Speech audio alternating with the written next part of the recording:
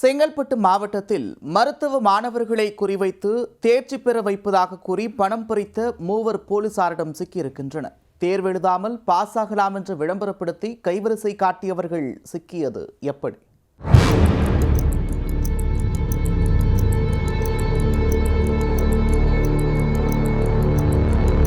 பிரபல தனியார் மருத்துவ பல்கலைக்கழகத்தை குறிவைத்து அங்கு பயிலக்கூடிய மாணவர்களிடம் பணம் பறித்துள்ளனர்.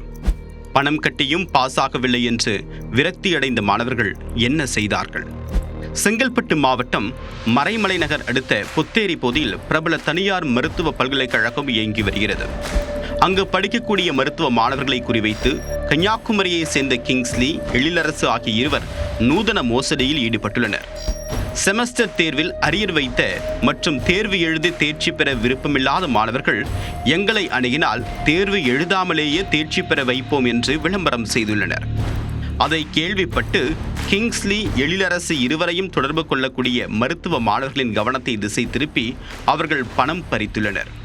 சம்பந்தப்பட்ட மாணவர்கள் மட்டுமல்லாது ஆட்கள் பிடித்து கொடுத்தால் பணத்தில் ஆஃபர் உண்டு என்று கூறி ஏராளமான மாணவர்களையும் அதில் சிக்க வைத்துள்ளனர்.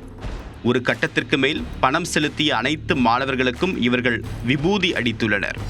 பாஸ் ஆகிவிடுவேன் என்று படிக்காமல் சுற்றித் திரிந்த மாணவர்களுக்கு தேர்வில் அரியர் விழ சம்பவம் அம்பலமானது.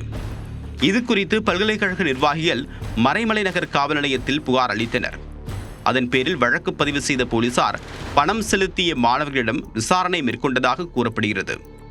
அதில் செல்போன் எண்கள் சிக்க கிங்ஸ்லி, அவருடைய உடன்பிறந்த சகோதரர் எழிலரசு மற்றும் மோசடிக்கு உடந்தையாக இருந்த விஜயபிரகாஷ் உட்பட 3 கட்டம் கட்டி தூக்கினர்.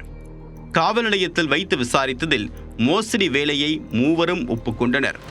பிடிபட்டவர்களிடமிருந்து 13,30,000 ரூபாய் பணத்தையும் போலீசார் பறிமுதல் செய்துள்ளனர்.